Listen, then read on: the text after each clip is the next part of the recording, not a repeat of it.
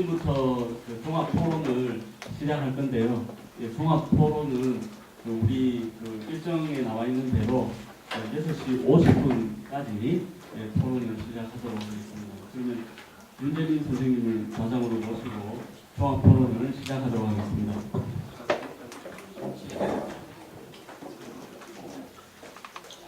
예, 오늘 그 오후 제2부 그 좌장 맡은 윤재민입니다. 앉아서 진행하도록 하겠습니다.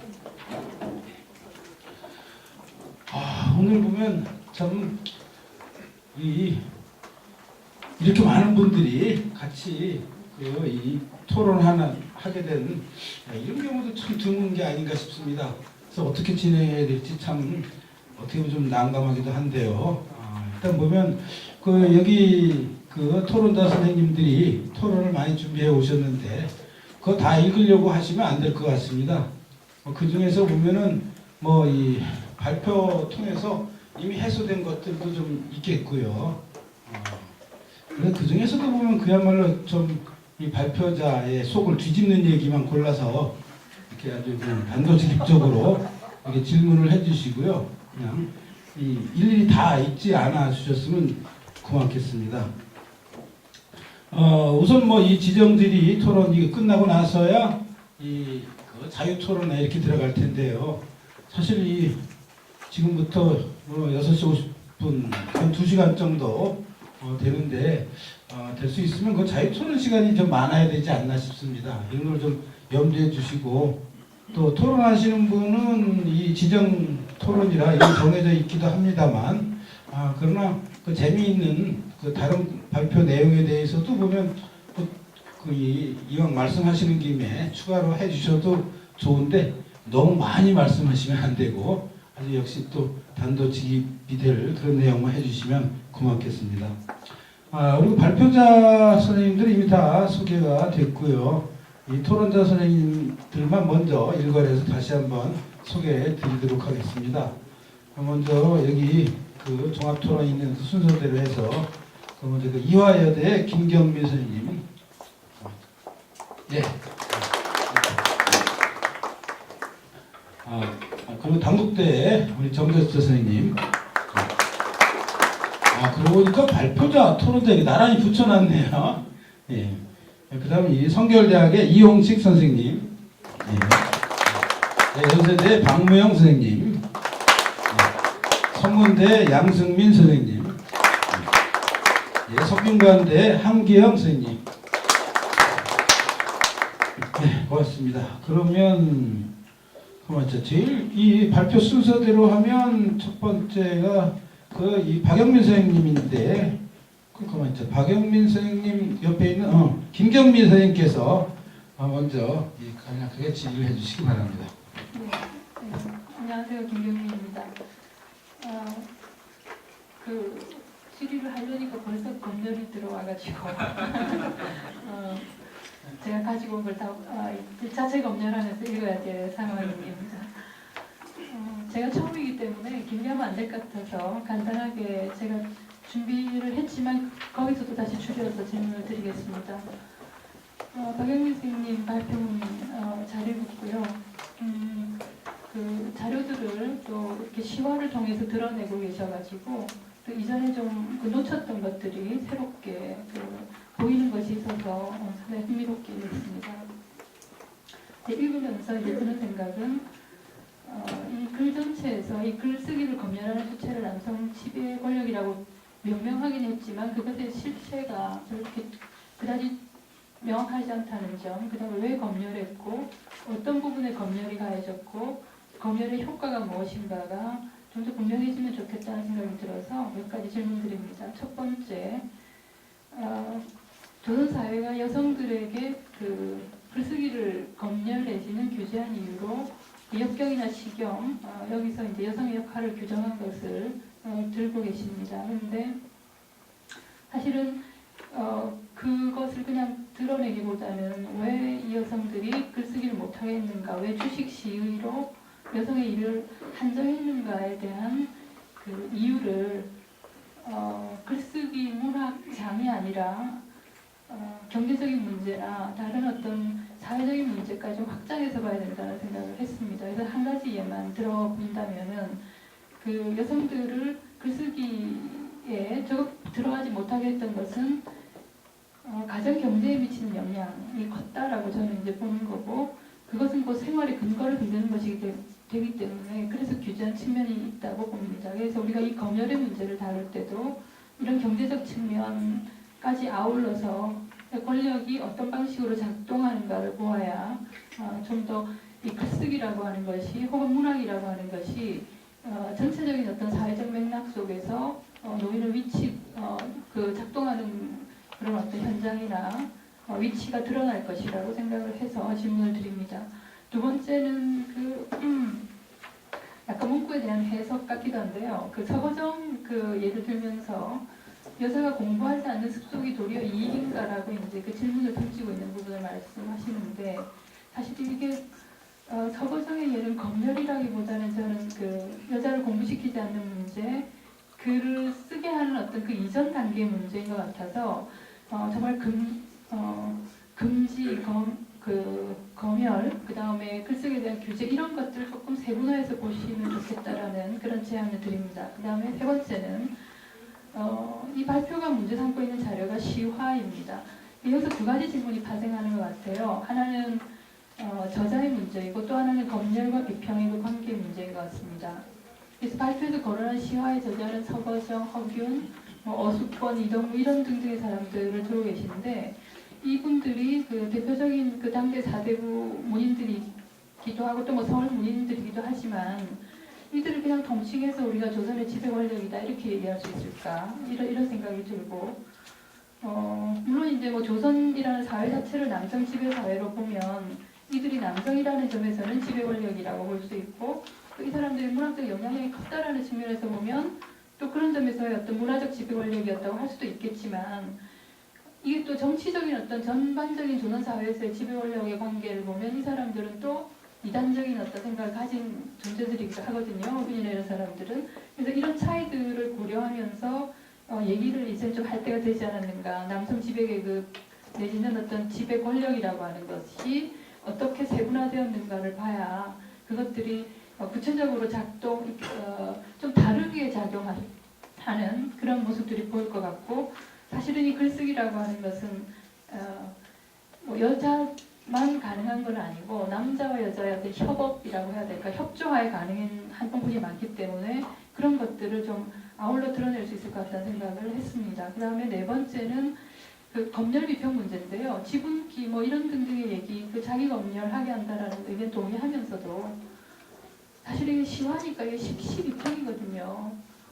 그러면 이 비평이라고 했을 때 어떤 그 심리적 기준이랄까, 어떤 그 비평의 기준이라고 하는 게 결국 신분이나 권력이라든지 성별이나 이런 것들이 다 작동해서 이루어지는 하나의 어떤 그 결과물이라고 우리는 생각을 하긴 하지만, 여전히 남는 문제는 검열하고 비평의 차이가 뭘까, 그러니까 모든 곳에서 검열이 작동한다라고 하면은 비평까지 다 포괄해서 우리가 얘기할 수 있는데, 이 검열이 여기 주제가 된다면 거기에 대해서 검열을 뭘로 보고 이게 어떤 차이가 있고 이런 것들이 좀 가려지면 좋겠다라는 제가 그냥 드는 생각이어서 질문을 드렸고, 다섯 번째는 여기서 시화를 다루는 걸 결국은 검열의 시화를 다루면서 비평을 다루고 또 검열을 다루어서 검열의 주체를 다루는데, 검열의 대상이 되는 그 여성들이 어떤 식으로 피해가면서 글쓰기를 했는가도 좀 다루어주면, 사실은 이 글쓰기 현장이라고 하는 것이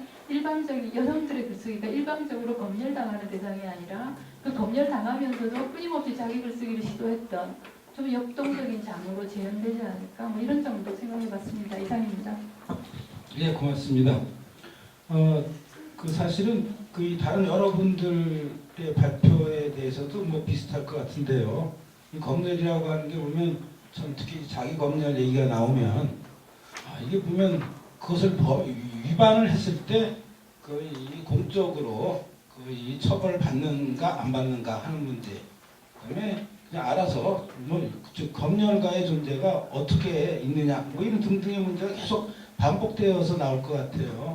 그래서 보면 이 참 자기 검열의 수준도 또 어디까지 따져야 될지 하는 문제도 여기 많이 들어가 있는데, 이 비슷한 문제가 계속 나오긴 하겠습니다만 그런 부분들은 일부는 좀 생략해 주시면서 아주 핵심되는 부분만 좀 답변해 주시기 바랍니다.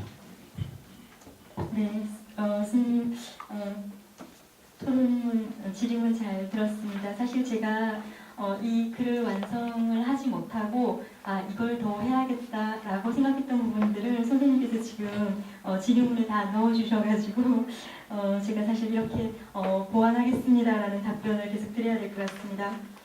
첫 번째 그 스님께서 금연이 결국은 그러니까 사회적 문제하고 어떤 식으로 연결이 되는지, 예를 들면 사대부 가문의 여성들에게 글쓰기를 못하게 한 게 사대부 가문의 경제 문제에 여성들이 얼마나 큰 역할을 했는지 이런 부분들과도 연결해야 되는 거. 그 다음에 또 여러 가지 이제 정치적인 영향력이라든가 남성들에게 이런 부분들까지 고려해야 될 거라고 질문을 해주셨는데, 사실 제가 애초에는 여성의 글쓰기와 금연의 문제를 고민을 할 때는 그 부분까지도 해봐야겠다라는 욕심을 냈었습니다. 그런데 하다가 보니까 자료가 너무 많고 또 시기 범위도 너무 넓고 그래서 지금 조선 전기 시화 그 다음에 한시 비평 이렇게 축소를 했습니다. 그러다 보니까 선생님이 질문하신 이 부분이 제가 앞으로 해야 될 과제로 남게 된 것 같습니다. 그래서 앞으로 이 금연의 문제를 좀 더 사회 문화적인 문제, 경제적인 문제 여러 가지 부분들을 같이 고려하는 숙제를 하도록 하겠습니다. 두 번째 질문에서는 스님께서 규제의 사례를 검열로 보고 논의를 했다 이렇게 말씀을 이제 해주셨고, 구분할 필요가 있지 않을까 이렇게 질문을 해주셨는데, 실제로 제가 규제와 검열을 크게 구분을 하지 않았습니다. 왜냐하면 이 여성 글쓰기에 대한 검열을 공권력과 꼭 일치시킬 수는 없겠다. 왜냐하면 선생님도 말씀하셨던 것처럼 공권력의 장에서 직접 여성들을 검열하는 경우는 별로 없었거든요. 왜냐하면 국가사회보다는 이미 가문과 남성들이 검열을 주체로 수행을 했기 때문에. 그래서 저는 여기서는 공권력과 여성 검열의 문제를 일단 보지 않았고요. 그래서 넓게 해석을 했다고 볼 수 있을 것 같습니다. 다만 남성들이 가문에서 남성들이 하는 그런 여러 가지 규제가 곧 지배 권력을 유지하는 데 영향력을 미치고 가문을 유지하는 데 위상을 높이는 데도 영향력을 미치고, 그렇다면 상위 층으로 올라가면 공권력이라든가 이런 부분들도 연결이 된다라고 그렇게 봤습니다. 그래서 여성의 검열은 국가사회의 문제보다는 가문 남성의 문제가 더 중요했다. 그래서 그 부분을 집중적으로 좀 봤고, 규제와 검열을, 그리고 이 규제라고 하는 그 부분들이 검열의 영역에서 여성의 경우에는 볼 수 있지 않을까. 왜냐하면 이렇게 규제하는 것들이 결국은 그러니까 중세의 경우에는 법과 제도로 만들어 놓지 않아도 관습과 규범이 규제의 역할을 하고 이것들이 검열의 차원에서 작동을 했던 부분들이 강했기 때문에, 그래서 여성의 글쓰기에는 이 부분을 같이 보아도 되지 않을까 그렇게 생각을 했습니다. 그 다음에 세 번째는 선생님께서 조선의 지배 권력과 제가 다뤘던 이 사람들을 일치할 수가 있는가, 그리고 이들의 이념이 조선의 지배적 이념과 일치할 수 있는가 이 질문을 하셨고, 또 하나는 제가 들었던 이 사례의 그 저자들을 각각 차이를 구별해서 봐야 되지 않을까라고 말씀하셨는데 전적으로 동의를 합니다.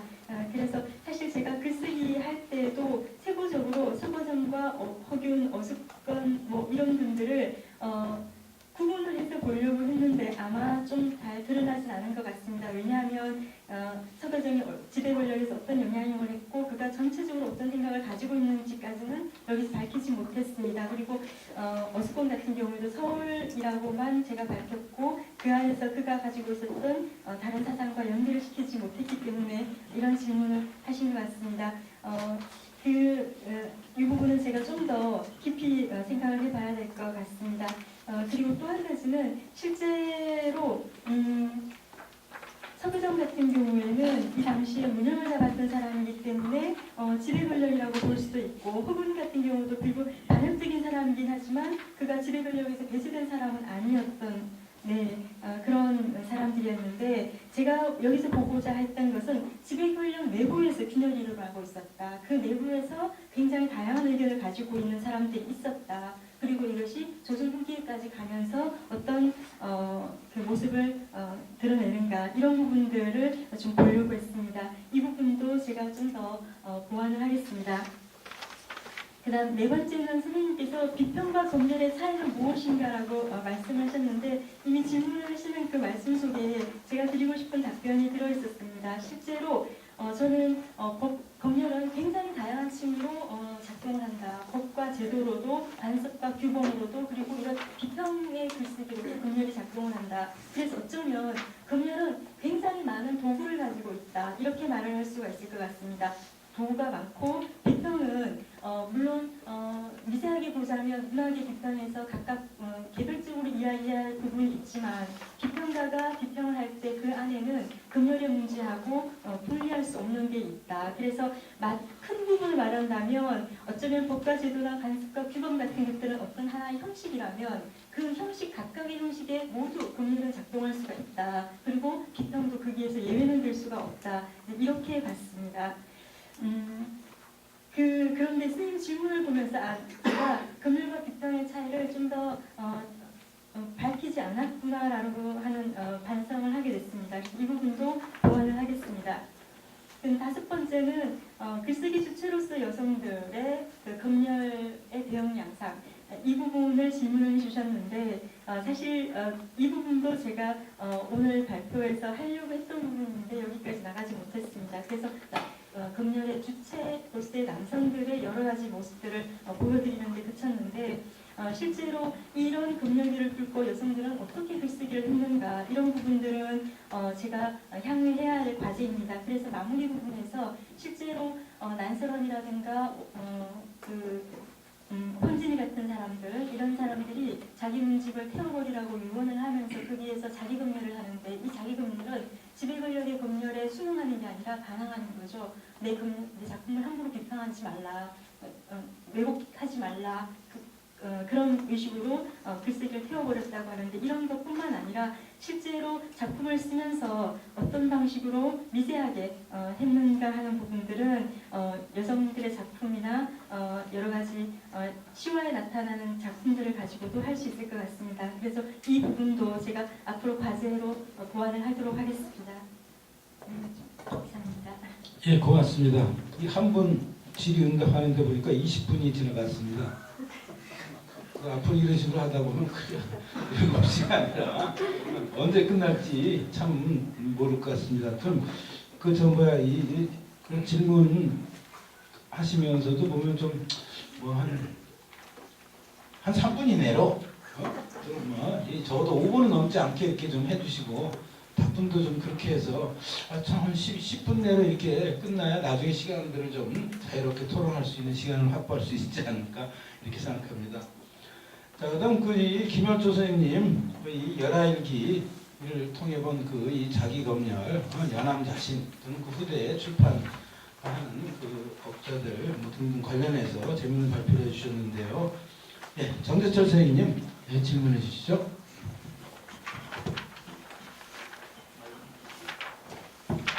네, 발표 잘 들었습니다. 시간이 없는 관계로 서둔 생략하고요. 141쪽에 있는 거 두 가지 요거는 읽어야 될 것 같아서 요것만 읽겠습니다.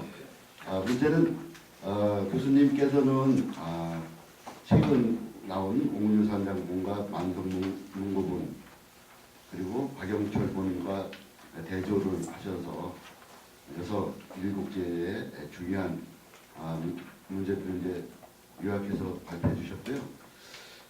저는 이 옥류산 장군과 만성문고분 이게 아주 초기에 획사된 건데 최근에 발견돼서 아주 중요한 것으로 보이고 이것이 연암이 자기 검열한 것과 이 두 번의 내용 차이를 어떻게 봐야 될 것인가?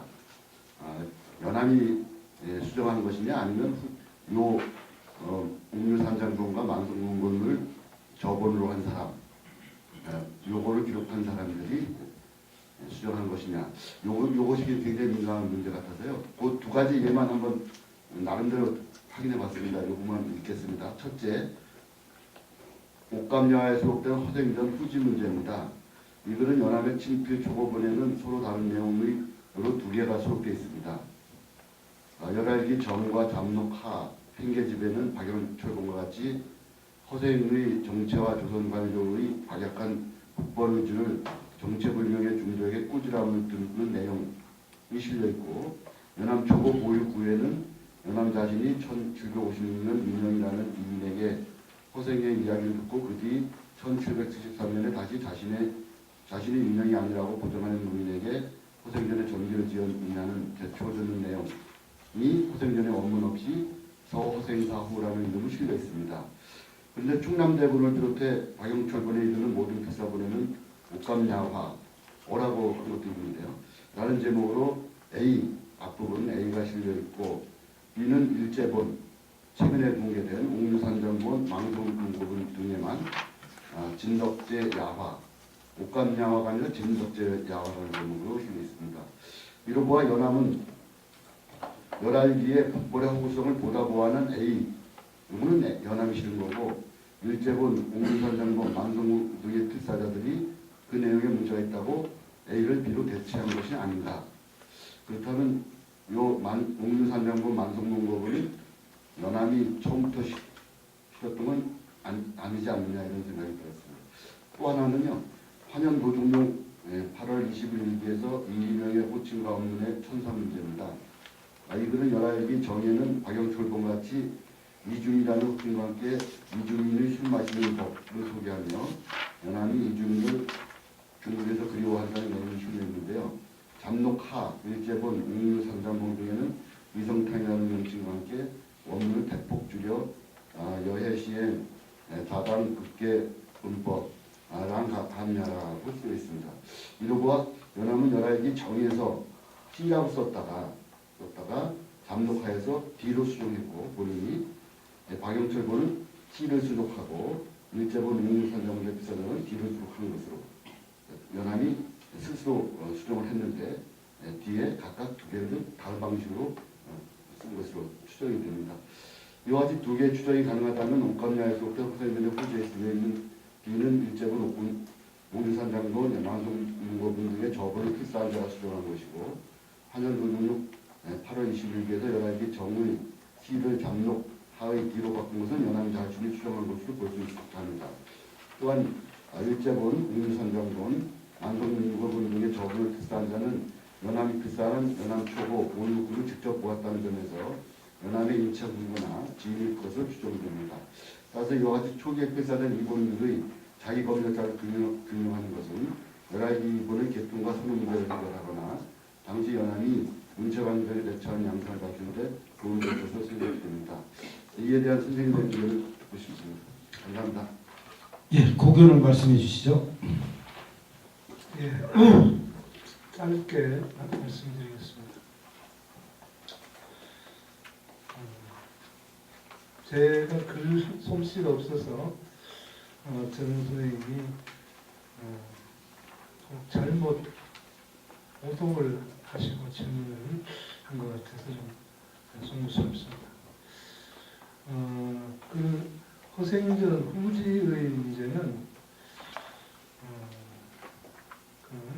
최근에 이야기되는 옥류산정본과 만성문고본, 일제본의 필사자가 이제 수정한 게 아니고, 제가 보기에는 이 본들이 초기 본이니까 연암이 초기에 이렇게 썼고, 허생전 후지의 경우 B를 썼고, 나중에 이제 보완하는 차원에서 B를 삭제하고 A를 집어넣었다. 저는 그렇게 봤습니다. 이주민 이성음의 경우도 성음이라고 먼저 써놨는데, 이것이 1801년도에 이제 신유사후 그 전에도 천주교 문제가 자꾸 시끄럽고 해서 사옥으로 죽은 이 희영이기 때문에 이름을 잘 쓰지 않고 이 주문으로 바꾼 것이 아닌가. 그래서 그 두 문제는 영암 스스로 수정하고 보완한 것으로 이렇게 봤습니다. 이제 제일 중요한 문제는 이 문체 반정과 관련해서 영암이 이제 정교를 의식해서 자기 힘을 다듬었는가. 물론 이제 전혀 없다고는 말하기 어렵겠습니다만 대체로 그 문체 파동이 나고 문체 반정을 시행하는 과정이 1790년 전후인데 지금 초고본 계열과 아주 가까운 친필 초고본과 가까운 그 일제 옹유 만송이 보는 그 친필 초고본을 거의 그대로 가지고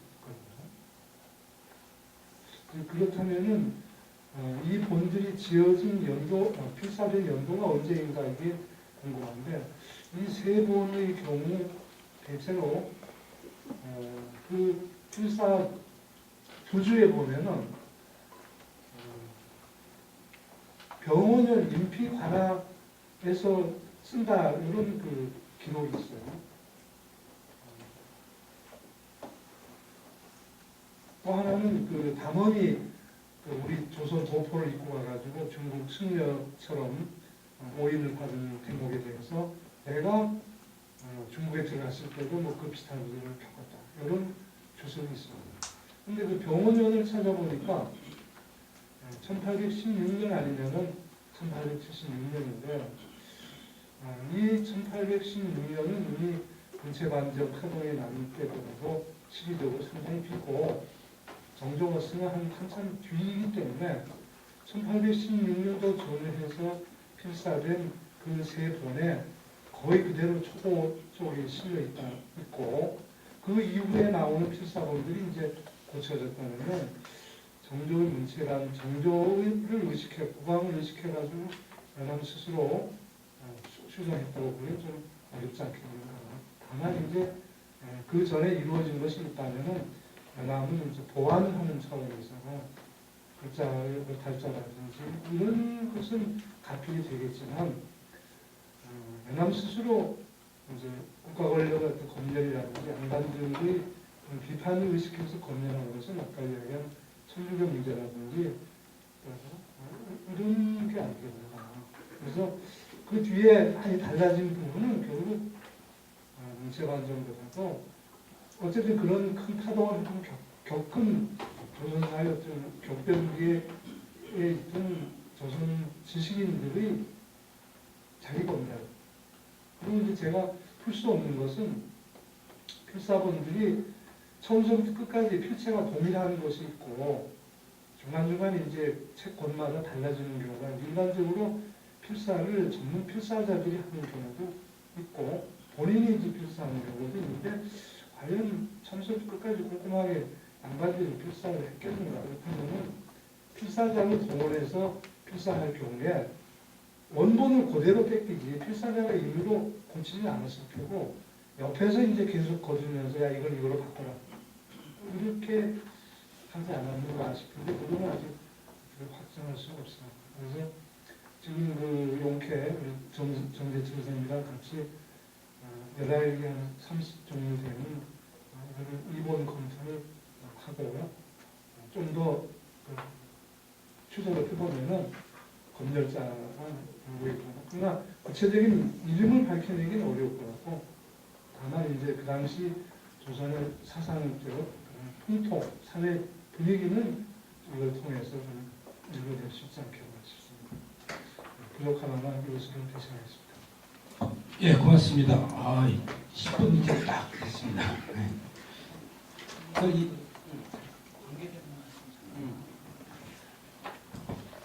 원래 이러면 안 되지만. 네. 죄송합니다. 두 분 선생님 토의한 쟁점하고는 조금 무관하긴 한데요. 선생님 말씀하신 이민영이라고 하는 분 선물이라는 것도 이런 명언이기 때문에 주시성을 백성이라고 해서 분위기도 잘하거든요. 그러니까 그건 그냥 한 번 따르면 왔다 갔다 하면 다 사용을 했었던 것 같은데 본인도 잘 사용하고 또 주변인들도 사용하고 연암이 저는 문체관정에 영향받아서 뭐 항상 일단 연상각지밖에는 없는데 근데 뭐 거기 안에 들어있는 그 작품들이 다 굉장히 진지한 주제의식과 뭐 그러한 것들로 뽑혔고 그러면 호질 뭐 허생전이라든가 뭐 소꿈치 있는 그런 류들을 그거는 뽑지 않았다라고 하는 거는 명백하지 않나. 예. 자, 그 열하일기는 사실은 그 문체관정, 이른바 문체관정이 있기 이전에 나온 책이고요. 또 연암 자신은 열하일기는 이거 하나 필기다. 필기니까 이거 뭐 문체 가지고 왈가왈부할 대상이 아닌 거죠. 원래 그 문체관정이 대상이 되는 거는 거의 정통적인 문체에 해당되는 것이지 필기는 해당되는 거 아니다. 이런 식으로 이제 슬쩍 이 스스로 비껴나간 적도 있으니까 그 경멸의 문제가 저는 문체관정하고는 뭐 관련이 크게 있을 것 같지는 않습니다. 또 1816년은 이미 연암 사후 한참 뒤죠. 10여 년 뒤 이렇게 되는데 예. 그 다음 김영준 선생님 중간에 말씀하셨지만 바로 그 이덕무 그 아동유고 관련해서 이 문체관정의 영향을 발표하셨는데 이에 대해서 이용식 선생님 질문해 주시기 바랍니다.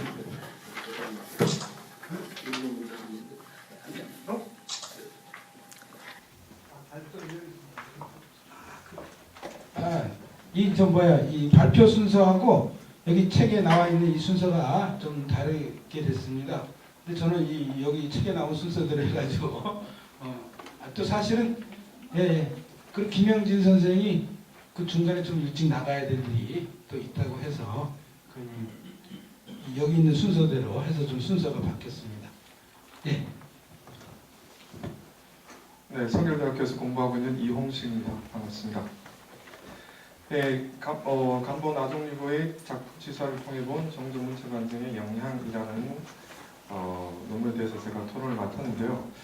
문헌학적이거나 서재학적인 어떤 접근에 대해서는 뭐 제가 주 전공이 아니어서 특별히 드릴 말씀은 없고, 다만 그 제목에서 보듯이 작품을 취사 선택하는 과정 속에서는 취사 선택하는 사람들의 의도가 담겨 있을 수밖에 없고, 그것을 전체를 주관했던 정조의 의도가 어느 정도는 들어갔을 것이라는 그 과정의 추론은 충분히 가능하리라고 봅니다. 이 논문은 그 과정들을 쭉 살펴보려고 하는 논문인데, 아직 발표문을 보시면 알겠지만 아직 완벽하게 전체 논의가 구축된 게 아니라서 부분 내용들을 가지고 어떤 질문을 하는 단계는 아니라고 봅니다. 다만 이 발표문 10페이지에 보면 간본 아동유고의 전체 목차가 정리가 되어 있고, 그 아래에 보면 주로 파악되는 특이점들이 간략하게 정리되어 있습니다. 첫 번째, 청나라 문인들이 보낸 편지는 한 편도 수록되지 않고 전통 시문 외에 취하지 않은 점 등 문면에 드러나는 어떤 구체적인 특징들이 정리되어 있는데, 어쨌든 이 논문의 제목에 맞게끔 주제를 구현을 하려면 이 부분들을 아주 구체적으로 밝혀내야 되는데, 문제는 이 지금 크게 뽑아놓은 중국 문인들과 주고받은 편지가 없고 전통 시문만 취사했다는 것만 가지고 문체관정으로 이어지는 큰 맥락들을 짚어내기는 굉장히 성글지 않을까. 그래서 그냥 그렇게끈이 하는 그 추정에 대한 어떤 그냥 언사만 있을 수밖에 없지 않나 하는 생각이 듭니다. 그래서 그러려면 이 구체적인 텍스트에 대한 비교 분석들이 전제가 돼야 될 것 같은데, 근데 공부에서 아직 그 부분들이 빠져 있어서 앞으로 이런 그 문제들을 구체적으로 어떻게 추적해서 또 정부가 직접 한 것도 아니고 윤행을 통해서 한 거기 때문에 그 또 두 단계를 또 거쳐지기 때문에 그 차이도 구분을 해야 되는 거니까. 그러면 윤행의 문학론에서부터 전체적인 것들을 세분해서 내려면 어쨌든 청장관 전서와 간부 아동 사이에서는 텍스트를 가지고 비교하는 게 옳지 않을까 생각이 들고, 그 과정에서 새로 발굴하신 자료들도 충분히 어떻게 쓰일 수가 있을 것 같은데 너무 쓰시면서 연구하시면서 이 부분들을 좀 더 구체적인 방향들을 어떻게 설정했는가 이런 부분들을 좀 더 말씀해 주시면 보충 설명이 되면 논문 정리하는 데 도움이 될 뿐만 아니라 여러 이쪽에 관심 있는 분들도 또 새로운 연구를 하는 데 도움이 되지 않을까 생각이 듭니다. 네, 이것으로 질을 마치도록 하겠습니다. 그 문체 관정의 영향에 대해서 말씀하신다고 하면서 별로 한 얘기가 없는 거 아니냐 이런 말씀 같은데 바로 답변해 주시기 바랍니다. 예, 뭐 사실이고요. 예, 앞으로 하려고 하고 있습니다. 뭐 이런 엉성한 읽어주시고 또 질의 이렇게 해주셔서 감사드리고 송구한 마음이 더 큽니다.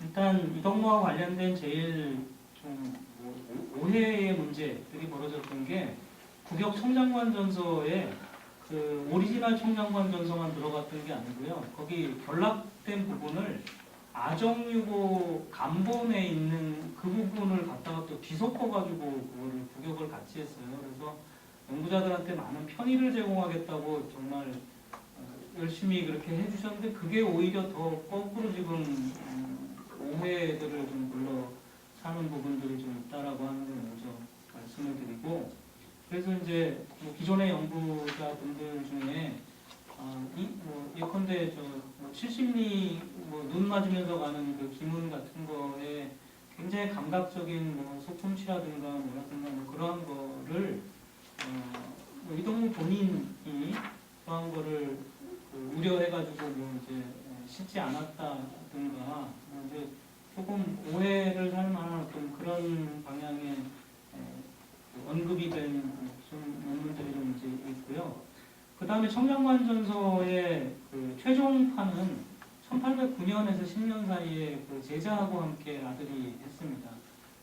그때 이제 뭐가 문제가 있냐면 1801년에 신유사국 등의 여곡으로 죽임을 당한 사람들이 주변에 여러 명이 아까 이희명 동생도 있고 윤각이 같은 사람이 역적으로 죽었고 그랬기 때문에 단본은 그 앞에 나왔죠.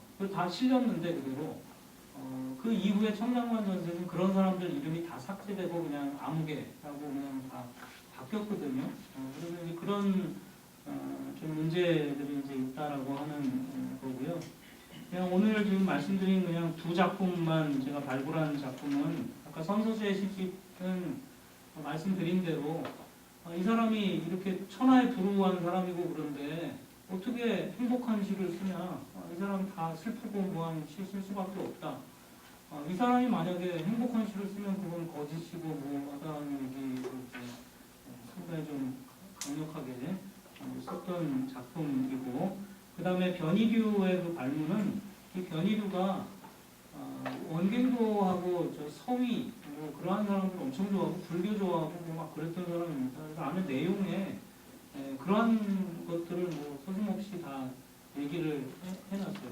변희류 본인이 원갱도 소원 생기면은 자기부터 배양을 해야 될 거라고 그런 얘기도 필요했고, 그래서 이제 이러한 류들이 사실은 이동무의 융통성이고 넓은 스펙트럼의 이제 한 가지인데, 이런 것들이 간본에서 게다가 정조가 돈 내가지고 간행하는, 정조가 간행되자마자 볼 문집에 이런 것들이 다 취사되어 있다라고 제 말씀을 드리는 거고요. 그다음에 이제 편집글 같은 데에도 굉장히 많은 편지 중에 부분을 이제 간본에서 초록을 했는데요. 그 많은 편지에 이동무 본인이 김성탄 소설 그런 거 기본적 입장은 비판적이지만 본인이 그러한 걸 보고 이러한 부분은 너무 아니다라고 하거나 그런 자기의 실질적인 독서 경험들 얘기한 부분들도 많이 있거든요. 그러한 것들이 다 빠져 있다든가 윤각이한테 보낸 편지에 서울 시인인 이진하고 또 이현진 같은 시인들에 대한 아주 상세한 비평들이 많이 있는데 역시 다 그러한 사람들이 원갱도류의 뭐 불교라든가 뭐 그런 거에 관련이 있는 세계들을 가지고 있기 때문에 그런 현재 그런 내용들이 약간 다 빠져 있다. 이제 그러한 부분을 좀 말씀드리려고 앞으로 있습니다. 감사합니다. 네, 고맙습니다. 예, 그럼 그 다음 우리 정면 선생님 그 다산의 불교 문자 그 새로운 많은 작품들을 또 소개해 주기도 했고 이거는 참 너무 재밌는 얘기들이 많았던 것 같아요. 이에 대해서 우리 그 연세대 박무영 선생님께서 지휘해 주시겠습니다. 예, 저는 한번 정 선생님의 그 책에 대해서 논평을 한 적이 있었는데요. 그 책의 서문인지 뭐 하여튼 앞부분에 그 많은 다산 연구자들은 다 어디서 뭘 하느냐 그 인가하신 적이 있었습니다. 뭐 저는 다산 전공자는 아닙니다만 어쨌든 그때 뭐 그걸 하기를 한 입장에서 완전히 납작 엎드려서 그 서평을 썼던 기억이 있습니다. 오늘도 기본적으로 마찬가지의 감탄과 그런 찬사를 일단 전제하겠습니다. 몇 개만 골라서 제가 그 굉장히 그 권위에 대해서 극단적인 혐오감을 갖는 사람이기 때문에 예, 농담이고요. 선생님의 이번 작업도 굉장히 재밌었습니다. 이게 이렇게 치밀하게 보시는구나. 그러니까 숨겨져 있던 맥락들이 보이는구나. 이런 아주 재미있는 그 글이었지만 제가 읽기에는 아주 재미있지만 그러나 그 반대로 얘기해도 별로 하실 말 저한테 제가 지금 선생님한테 드릴 말씀이 없는 것만큼 그 하실 말씀이 없지 않을까 이런 생각을 했습니다. 선생님 입장에서 읽으시면 그렇게 읽히는데 그 반대로 독서를 해도 할 수 있는 얘기가 있을 것 같다 하는 거죠. 그래서 거기 이제 1, 2, 3, 4, 5 이렇게 해가지고 선생님이 말하자면 고증하시는 부분들에 대해서 그거를 받아들이지 않고 거꾸로 읽으면 어떻게 되겠는가 하는 걸 제 나름대로 한 하루 정도 이것저것 찾아보면서 말씀을 드려놨습니다.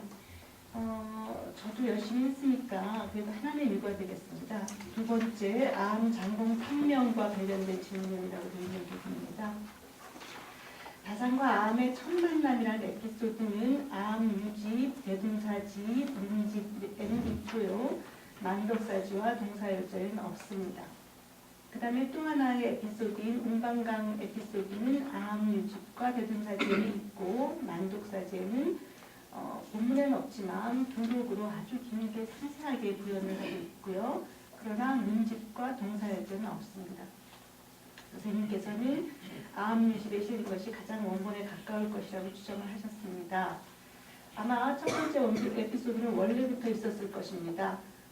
당시에 강진 시절 당시에 형에게 쓴 편지에도 거의 비슷한 내용이 있으니까요. 그런데 두 번째 에피소드는 아마도 이후에 첨가된 거 아닌가 싶습니다. 그렇게 말씀드리는 이유는 1813년이라는 구체적인 그 시간까지 나열을 하면서 화원에 해남 화원의 감목으로 있었던 이두신이라는 사람이 서울에 그 뜨르르한 그 명문 가문들 구체적으로 보면은 추사 집안 그다음에 조씨 집안들 김매순 그다음에 이명오 이런 집안들하고 굉장히 밀착된 관계를 가지고 있었기 때문에 이두신을 통해서 서울에 이제 이 암의 이름이 알려졌고 시도 알려졌고 해서 그들 중에 누군가가 사신을 가면서 중국에 가져갔었다라는 아주 구체적인 기록이 아주 길게 구현되어 있습니다. 말씀드리지 않는데 그러니까 이제 이거를 어떻게 이제 생각할 수 있냐면은 이게 이제 다산이 암 탕명을 지었다거나 아마 그 이전이었던 것 같고요. 그 다음에 1813년에 이런 사건이 있었고 그 후에 대둔사지에 그 부분이 첨가되었고 그다음에 만덕사지에서는 아주 길게 구현되어 있는 그런 정황이 아닌가 싶습니다. 이 말씀을 굳이 드리는 이유는 다산의 문집과 그다음에 암문집과 우리 주로 이제 사용하고 계시는 문건이 다산의 문집과 대둔사지와 그다음에 만덕사지, 그다음에 동사열전 등인데 이들 사이의 선관계나 이런 것들을 비정하기가 결코 쉽지 않다는 겁니다. 아무리 선생님을 열심히 따라가면서 읽어도 건건이 다른 그런 결론이 납니다. 그래서 이제 제가 드리는 첫 번째 질문은 선생님의 그 논의는 기본적으로 이런 전제를 가지고 계신 것 같습니다. 다산 문집, 뭐가 될지는 모르겠습니다만은 다산 문집과 대둔사지와 만덕사지가에 실린 모든 글들이 다산이 의도한 대로 충분히 의도가 반영되어서 남아있다. 또는 오늘날 우리 앞에 놓인 이 문건들이 당시 다산이 한정한 그 당시의 그 모습 그대로이다. 라는 것을 전제로 해야 이제 이런 논의들이 가능한데 이 부분이 이제 제가 몰라서 여쭙는 겁니다. 과연 그럴까? 지금 이 암의 그 탐명만 해도 다산의 글과 다산 인구의 그 첨가된 부분들 이런 것들, 즉 다산이 직접 관여하고 있는 동안에도 여러 가지 변형들, 다산의 원문을 상거하거나 또는 첨가하거나 하는 일이 일어나고요. 그다음에 뭐 제자는 건건마다 다르지 않습니까? 제자의 수는 어떤 거는 3명이라고 했다가 어떤 거는 2명이라고 했다가 어떤 건 5명이라고 다 달라서 선생님조차도 이 부분에 대해서 쌍방 검열되셨나요? 이런 게 일어났다 이렇게 말씀을 하십니다. 그래서 제 질문의 요지는 이 문건들 사이의 관계를 그렇게 일목요연하게 정리할 수 있겠는가? 그 다음에 더 근본적으로 도대체 이 문건들이 다산의 의도를 고스란히 포함한 그 상태로 우리 눈앞에 지금 놓여 있다고 그렇게 정말 믿어도 되겠는가? 그러니까 대둔사지나 만덕사지 같은 건 선생님이 구체적인 서지도 안 주셨기 때문에 선생님 글에만 의지하고 있는 저로서는 좀 이해하기가 쉽지 않다는 거고요. 두 번째는 아주 근본적인 질문입니다. 선생님의 그 작업이 제가 선생님의 그 후통에 낙장 엎드렸듯이 선생님 작업이 굉장히 의미 있는 건 틀림없습니다. 그 다음에 자별들 사이를 꼼꼼히 비교해서 그 요철이 어떤 부분이 들어가고 나갔는지를 살피는 작업도 굉장히 의미가 있죠. 그런데 이거를 오늘의 주제인 검열이라는 키워드를 여기에 이제 지금 대야 되는 건데 그렇다면은 그런 키워드를 사용함으로써 우리가 더 알게 되는 게 뭔가 그런 아주 근본적인 질문을 좀 드리고 싶습니다. 그러니까 선생님은 아마 저보다는 빨리 내셨지만 우리가 늘 그렇듯이 이 본론을 쓰신다고 결론을 좀 생략하신 것 같은데 그 결론에 대해서 좀 더 부연된 설명을 듣고 싶어요. 예, 바로 답변해 주시죠. 그 질의서에 5가지를 꼼꼼하게 논거를 들어서 말씀해 주셨는데 그거를 여기서 하나하나 답변 드릴 수는 없을 것 같고요. 지금 말씀하신 그 암유지 부분을 이제 꼼꼼하게 정리해 주신 부분인데 이게 굉장히 복잡합니다. 5가지가 버전이 다 다르고 조금씩 다 차이가 있어서 사실은 이 부분만 가지고 별도의 한 편의 논문을 써야 될 정도의 지금 섬세한 작업이 필요한 부분입니다. 그런데 이제 질문의 핵심은 이런 그 여러 가지 다양한 버전들이 실려 있는 것들에 대한 원전 비평이 충분히 이루어져 있는가 그 문제죠. 지금 아까도 잠깐 발표 중에 말씀드렸지만 만덕사지와 대둔사지 같은 경우는 지금 편찬 연재 자체도 연구자들 사이, 불교 연구자들 사이에 면밀한 합의가 이루어지지 있지 않는 상태입니다. 제가 최근에 이제 쓴 논문에 따르면은 만덕사지 경우에는 1816년 후반에 완성이 됐던 것 같고요. 대둔사지는 1815년 정도에 손을 떠나는 것으로 보여집니다. 그리고 이제 다산의 문집에 실려 있는 것은 그 이제 훨씬 뒤에 이제 종합된 정리가 있었으리라고 보고 현재 남아 있는 장석품 이런 것들이 친필본에 가깝다고 볼 때 이제 1815년 16년에 마무리되었던 만덕사지 대둔사지에 실려있는 그 버전과 그 이후에 정리되었을 다산의 문집 사이에 어떤 차이가 발생한다면, 유의미한 차이가 있다고 한다면 그것을 우리가 다산이 스스로의 어떤 검열의 흔적으로 볼 수 있지 않을까, 이것을 오늘 제가 말씀드린 겁니다. 근데 이제 그 부분에 낱낱이 하나하나의 선호 문제를 따지는 문제는 선생님이 5가지를 지적하시는 그 부분에서도 면밀히 따질 부분이 있고, 또 제가 답변을 한 도 있지만 이 자리에서 그것까지 세세히 말씀드리지는 않겠습니다.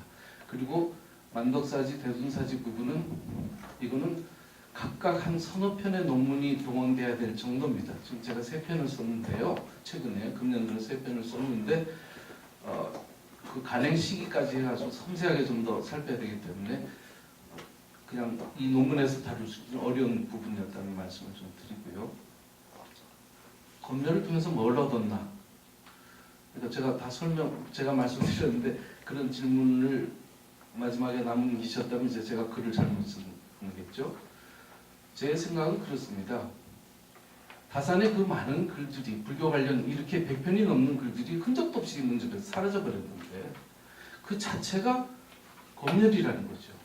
그럼 그 검열의 문제에서 이 검열이 이런 부분들을, 다산의 실상을 바라보는 이런 부분들을 실상을 사상시켜 버렸다고 한다면 그 부분에 대해서 우리는 주목해야 되고 의미를 가지고 들여다봐야 된다는 것이니까.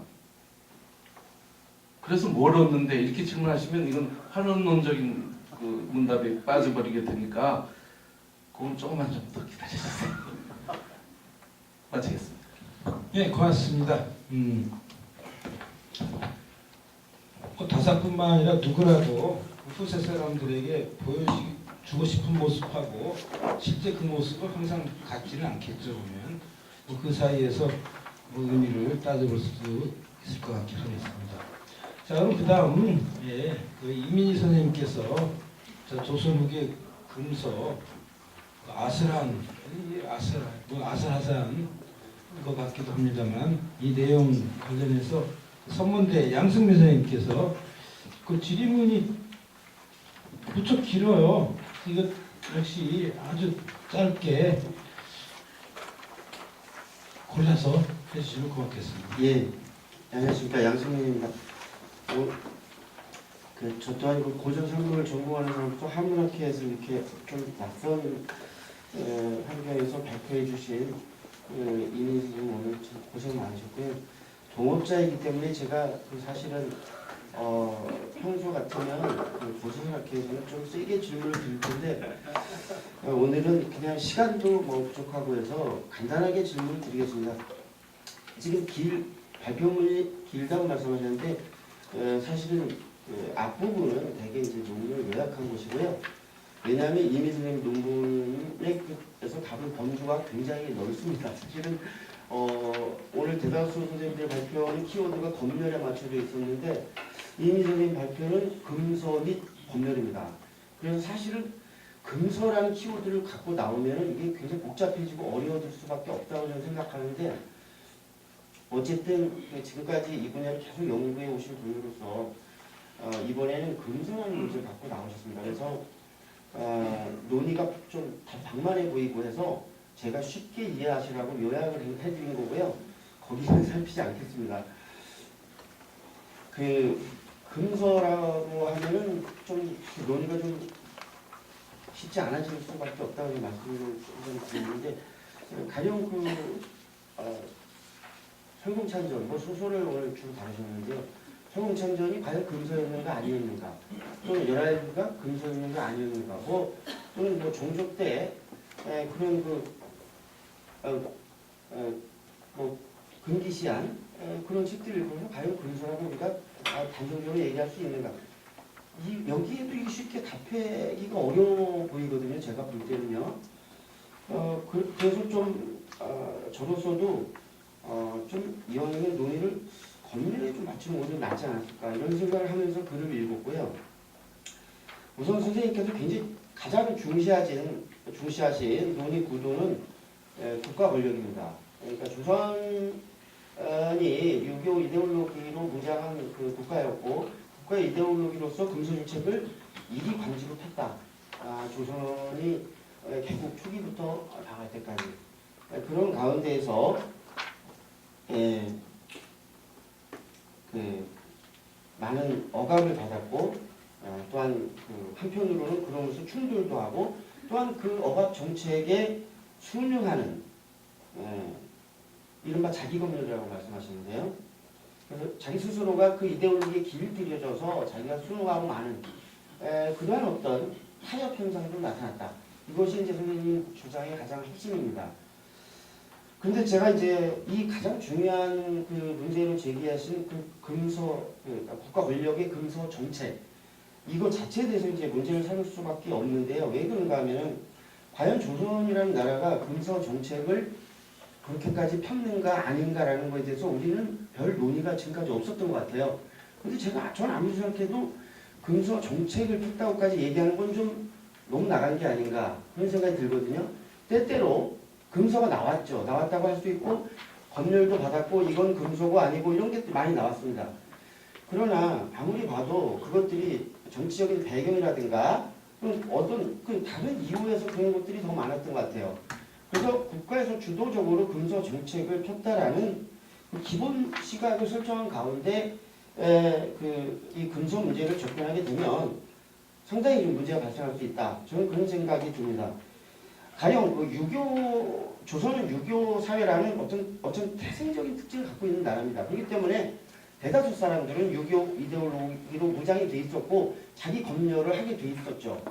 가령 중국 같은 경우에는 명대에서 총대로 이 나라가 바뀌는 왕조가 바뀌는 가운데 총대에서 정책적으로 가령 금서 정책을 폈습니다. 왕조가 바뀌었기 때문이죠. 그래서 소설 경우에도 125종이나 되는 명대 소설 거의 대다수가 금서로 지정이 됐고 물론 소용이 없었죠. 금서로 지정이 돼도 그건 계속해서 더 많이 읽혔습니다.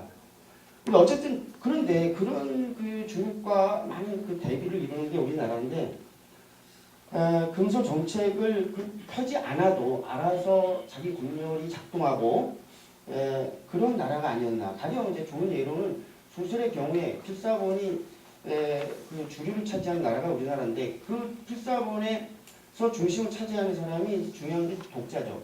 독자가 스스로 필사하면서 끊임없이 대작을 하고 새로 거의 가찬 수준으로까지도 가는 그런 것들이야말로 사실은 금서 정책이 아무 소용이 없음을 보여주는 그리고 오히려 소설이야말로 오히려 그런 욕망의 일탈구로서의 역할을 톡톡히 한 금서 정책과는 전혀 상관이 없는 그런 것을 보여주거든요.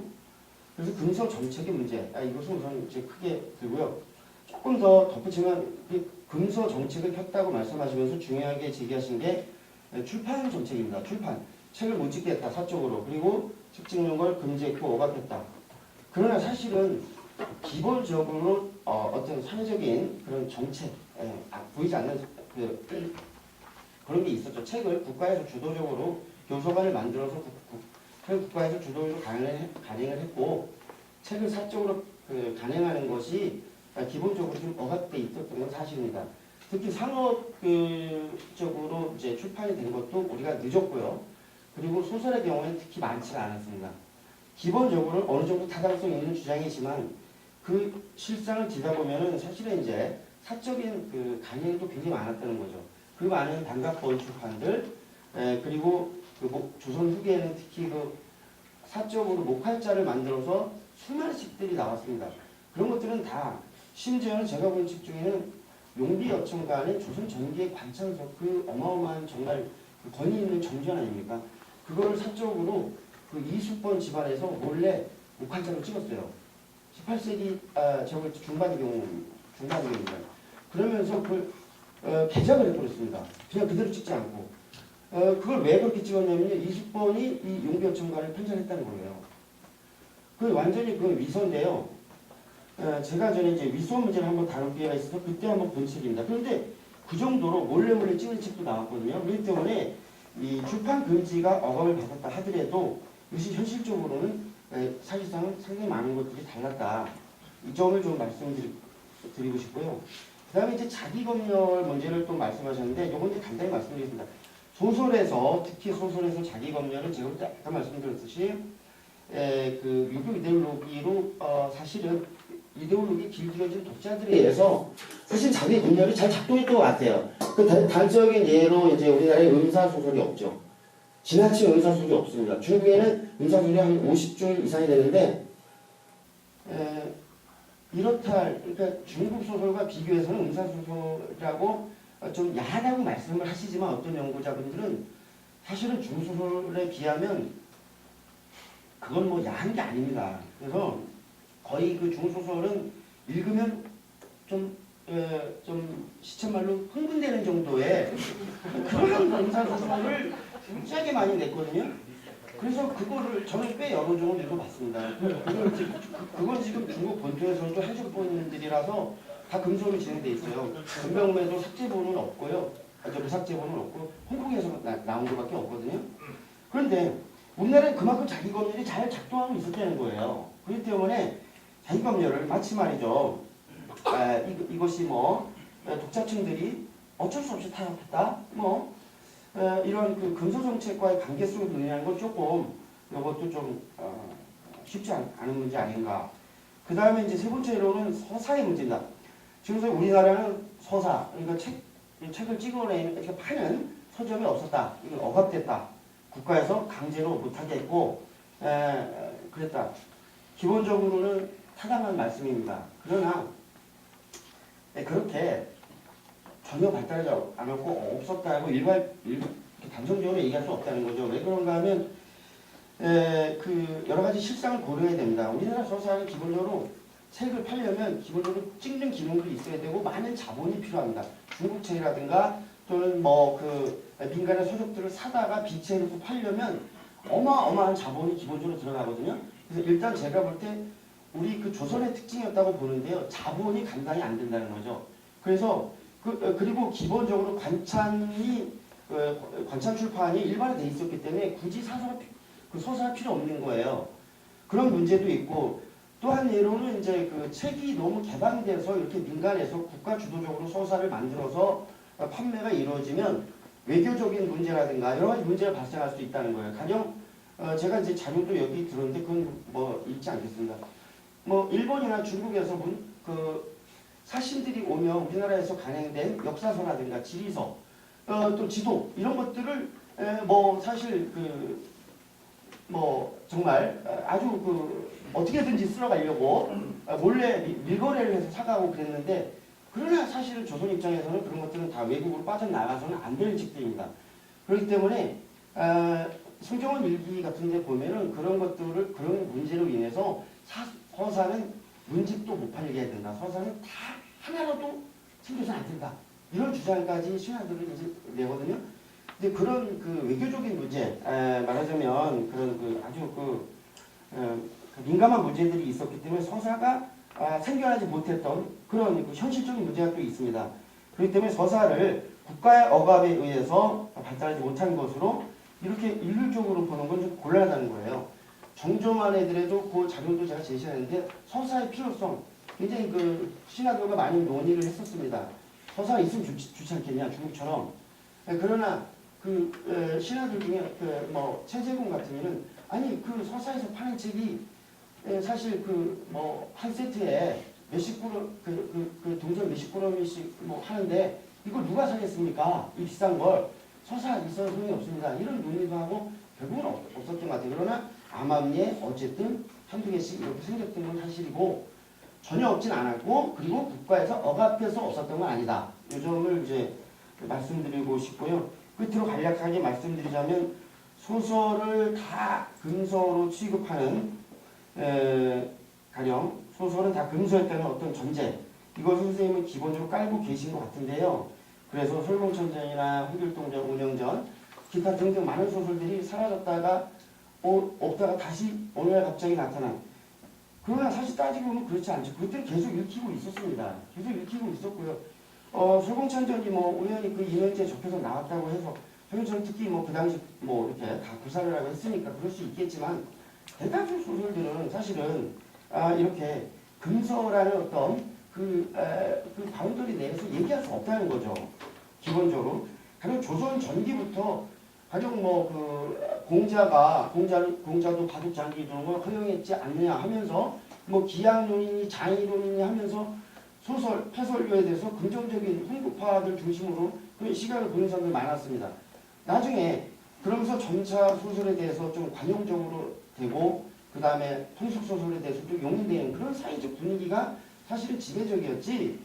이동무 같은 경우에 소설을 좀 비판했다고 해서 금서의 시각에서 얘기한 건 아니거든요. 그래서 소설을 전부 금서의 범주에서 얘기하는 거는 저는 사실은 좀 극구 반대하고 싶습니다. 여기까지 말씀드리겠습니다. 예. 네. 간략하게 시간이 잠깐 가는 것 같습니다. 네, 네, 바로 간략하게 답변을 주시죠. 간략하게 답변 드리겠습니다. 일단은 선생님께서 꼼꼼하게 보시기도 하셨지만은 제 글의 의도를 전적으로 다 오독을 하고 계신 것 같습니다. 그리고 그러니까 그건 이제 제 잘못인 거죠. 제가 글을 잘못 썼기 때문에 그렇고 지금 선생님께서 말씀하신 사항에 대해서는 그 소설 전공하는 사람들이라면 다 인정을 하고 아는 내용들입니다. 그러니까 저도 이거 관련해서 논문으로도 그렇고 여러 차례 또 이제 책을 통해서도 말씀을 드린 건데 지금 오늘 이 논문을 통해서 제가 이제 제시한 이해 같은 거, 근데 서사 설치를 반대했다라고 하는 것이 국가에서 정책적으로 완전히 반대를 했다 그런 의미가 아니고 또 이제 중간에 서사가 없었던 것도 아니고요. 지금 이규영에서 보훈단독에 대한 이야기에서부터 해가지고 약계 책사라든지 그리고 전희채라든지 박유채 이런 사람들이 운영했다라고 하는 서사에 대한 이야기 이런 것들은 너무 많이 나와 있습니다. 근데 대세가 어떠냐 하는 것이었습니다. 제가 말씀드리고 싶은 것은 그러니까 서점 설치가 일반화돼 가지고서 민간에서 자유롭게 유통될 수 없는 그러한 사회 환경이 문제가 됐고 그것은 결국은 기득권을 가진 사람들이 제어를 하기 위한 용도로 했기 때문에 거기에 적극적으로 대응을 하지 않았다 하는 그런 의미로 말씀을 드리는 것 같고요. 그러니까 금서가 이제 정책적으로 시행됐다고 할 수 있느냐? 저는 절대 그렇게 보지 않습니다.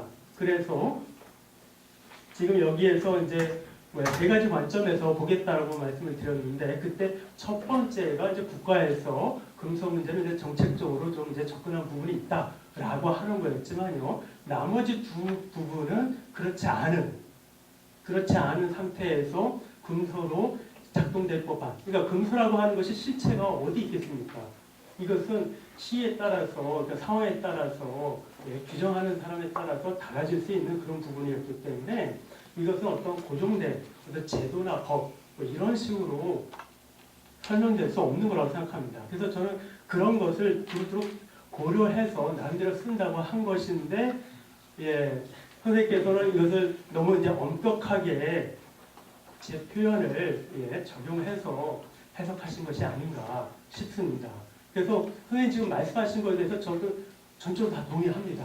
그런 것이 실상이었다라고 하는 부분에 대해서 동의를 하고요. 제가 글쓰기를 앞으로 더 열심히 하도록 또 비몽사몽간에 쓴 부분이 있기 때문에 그 부분들은 나중에 보완을 하도록 하겠습니다. 예, 고맙습니다. 이 자기검열은 보면 옛날뿐만 아니라 오늘날도 그렇고 하실 텐데 나중에 논문들 완성하시면서 검열들을 스스로 많이 하실 것 같습니다. 이 마지막입니다. 유정민 선생님 이 미국 가서 어떻게 공부한 얘기까지 한참 하면서 이 검열에 대한 이론적인 이 논의들을 이야기해줘서 재미있는 내용도 꽤 많이 새롭게 알게 되었던 것 같습니다. 한기영 선생님이 질문을 하시는데요. 한기영 선생님 보면 원래 또 현대문학을 하시고 하니까 근데 또 보면 여기 보면 선생님 이 토론문이 아마 가장 길었지 않나 싶습니다. 그래서 이거 다 하시지는 마시고 또 오늘 유정민 선생님뿐만 아니라 여타 다른 선생님 한 것 발표에 대해서도 또 현대문학 하시는 그런 안목으로 한번 보고 말씀해 주시면 고맙겠습니다. 그래도 이 5분은 좀 넘어도 되는데 그래도 뭐 10분 이상 넘어가면 좀 곤란하지 않을까 좀 생각해 주시면서 질문해 주시기 바랍니다. 부탁합니다. 원래 그 회장님께서 발표하라고 했는데 제가 못하는 대신에 현대문학이나 그 20세기를 다루는 분들에 의해서 이루어진 검열 연구에 대한 간략한 소개를 해주는 이런 것으로 제 역할을 대신하면 될 것 같다고 생각하고 있었어요. 그런데 어저께 2시까지 기다렸는데 유 선생님께 논문이 안 들어와서 알고 보니 새벽 5시에 왔더라고요. 그래서 그냥 유 선생님에 대한 이야기는 오늘 한번 읽어보고 의견을 내는 걸로 하려고 했습니다. 유 선생님의 글은 미국에서 이루어진 그 유관 연구의 내용들 중에서 중요한 것을 잘 추려서 우리한테 소개해 주는 것이고요. 그런 점에서 미국 학계의 흐름을 이해하는 데 도움이 됐을 거라고 생각합니다. 한국에서의 검열 연구가 본격적으로 이렇게 좀 집중된 것은 15년 정도 되고요. 그동안에 많은 그 연구 성과가 축적되어 있습니다. 여러분들 선생님들께서 그런 현대 연구자들이 축적해놓은 연구 성과들을 좀 활용해 하시면 훨씬 더 좋은 그 연구 성과가 결과들이 있을 거라고 보고요. 중요한 것은 이따가도 말씀드리겠지만 20세기 전후를 분절적으로 바라보는 거 이거 대단히 잘못된 건데 이것을 사실 극복할 수 있는 길이 별로 없었죠. 그런데 이 검열이라고 하는 그 구도로서 이 문제를 바라볼 때 18세기부터 20세기를 하나의 구도로 볼 수 있는 틀들이 열릴 것이다 저는 기대합니다. 현대 연구자들이 위로 올라가기는 쉽지 않은데 고전 연구자들이 아래로 내려오기는 굉장히 쉽습니다. 그러니까 선생님들의 그 관심의 폭을 19세기 후반까지 한정하지 마시고 20세기까지 넓혀서 생각하시면 굉장히 큰 장대한 학문적 서사들이 있을 것이다 이런 생각을 하고요. 간단하게 그냥 몇 가지 말씀드리겠습니다. 5페이지로 요약했는데요. 첫 번째 표부터 좀 오늘 하면서 좀 많은 좀 차이점이 있다고 생각했는데요. 제가 좀 읽어보겠습니다. 근대학술의 관점에서 검열은 법률적 기초와 행정 프로세스를 통해서 국가의 존립과 질서에 부정적인 영향을 미친다고 판단하는 현상들에 대해서 권력적 작용을 하는 것을 뜻합니다. 일반적으로. 여기서 이제 근대 검열의 초점은 합법성이라고 하는 문제입니다. 법률에 기초하는 것입니다. 여기 움직였는데 따라서 검열 행위는 기본적으로 국가성의 구현이라는 측면에서 어느 정도 정당한 것으로 옹호되기도 합니다. 하지만 한국은 국가적 통치의 극단적 사례인 식민 권력에 의해서 근대 검열 체제로 진입했기 때문에 그 역사적 성격이 특별합니다. 표현의 자유에 대한 헌법 질서가 구축된 해방 이후에도 권위주의 정권에 의해서 은폐된 식민 질서가 아주 오랫동안 지속되었고 강도 높은 검열 체제가 최근까지도 유지되었는데 그런 점에서 해방 이후 한국 사회가 식민지 사회보다 법치 수준이 낮았다. 이런 역설적인 평가도 할 수 있어요. 예를 들면은 국방부 불호문서 사건이라든지 이런 정말 상상할 수 없는 이야기들이 최근까지 있었잖아요. 한나라당 어떤 대표가 김치성을 가진 대표가 국민들은 불온한 존재다 이런 용어를 쓰는 거죠. 식민지 검열의 본질 두 번째는 차별의 현시가 목적이 있었기 때문에요. 서구 근대 국가에서 시행된 검열제도하고는 다르기도 하고 같기도 합니다. 핵심적인 것은 식민지 이중법 문제였는데요. 그것은 제국 내부가 내지와 식민지로 구별되어 있다는 것을 법률적으로 보장하는 겁니다. 이러한 법률은 일제 슬로건인 내지 연장주의가 근본적으로 모순되는데요. 신문지법과 출판법은 조선인을 상대로 한 법률이었고요. 신문지 규칙과 출판 규칙은 일본인을 포함한 비조선인을 상대로 한 법률이었습니다. 그러니까 일본 사람들은 일본에 있거나 조선에 오거나 동일한 법률을 적용받았는데 조선 사람들은 조선에 있을 때와 일본에 나갈 때 다른 법률을 적용받았어요. 이것이 문제의 핵심입니다. 그래서 조선 사람들은, 조선 지식인들은 뭔가 좀 강렬한 얘기를 하고 싶거나 좀 에로틱한 거를 말하고 싶으면 일본 가서 찍어야 되죠. 이런 문제들이 있습니다. 이게 이중법 체제인데 이 이중법 체제가 갖고 있는 많은 문제들이 있었죠. 어쨌든 검열 연구는 세 번째입니다. 검열 연구는 해방 전후 근대 검열의 이러한 전체 사항이 다양한 분야에서 어떤 특질을 낳는가 이런 걸 목표로 합니다. 예컨대 억압된 텍스트들에 대한 진원, 검열 권력이 얼마나 강력했는지를 지속적으로 확인하는 것, 이건 중요하지만 연구의 목표라고 하기는 어렵습니다. 텍스트에 대한 가하의 양상을 추적하는 것만큼 중요한 것은 국가 권력의 영향하에서 합법적으로 살아남은 텍스트의 성격이 무엇인가, 다른 말로 여기 쓰진 않았지만 다른 말로 표현한다면 지식 정보 생태계에 개입하는 국가 권력의 힘에 의해서 만들어진 그 결과들이 무엇인가 이거를 계속적으로 추적하고 그것의 관계들을 따져보는 겁니다. 이게 이제 검열 연구의 상당히 거시적인 목표라고 할 수 있는데 그 상황에서 지금은 주로 20세기 초반부터 20세기 후반까지의 상황들이 분석되고 있는데 그것을 18세기까지 끌고 올라가서 통합한다면 저는 굉장한 얘기가 나올 거라고 생각합니다. 그 텍스트 속에서 들어있는 다양한 역학의 의미를 검토함으로써 한국의 텍스트적 근대가 어떠한 조건과 상황의 산물이었는지 이런 것들을 해명하는 것이 중요한데요. 그동안 제가 발표했던 몇 가지 사례만 좀 말씀드리겠습니다. 아까 제가 문역이라고 하는 용어는 제가 그냥 만든 말인데요. 용례가 없는 말입니다. 근대 한국의 텍스트의 검열과 텍스트의 관계를 설명하기 위해서 그냥 만든 이론적 용어인데요. 그 내용 한번 참고해 보시고요. 문제는 이런 겁니다. 근대 한국인들은 두 개의 그 언어권을 머릿속에서 상상했어요. 그건 어떤 거냐면은 식민자들의 세계에 의해서 이루어진 언어권. 말하자면 일본인들의 세계죠. 두 번째는 조선인들의 머릿속에서 상상한 언어권.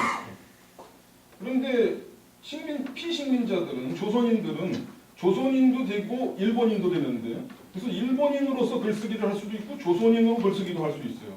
그런데 자기가 피식민자라는 것을 의식하는 순간 일본인으로서의 글쓰기의 세계는 억압되고 조선인으로서의 글쓰기의 세계를 상상해야 합니다. 이런 이중 체계를 갖고 있었던 존재. 한국 조선인들은. 그런 이중 체계를 이중의 정신 체계를 가지고 있었던 존재들이 가지고 있었던 그 어떤 언어 관습, 언어 표현의 어떤 특징들 이런 것들을 설명하려고 하는 의도로 만들어온 개념이 문역이라고 하는 개념입니다. 예를 들면은 아까 조선인 사회주의자들이 문어를 만들 때 동경에서는 강렬한 용어를 쓸 수 있기 때문에 그렇게 쓰고 조선에 와서는 그것을 굉장히 순화시킵니다.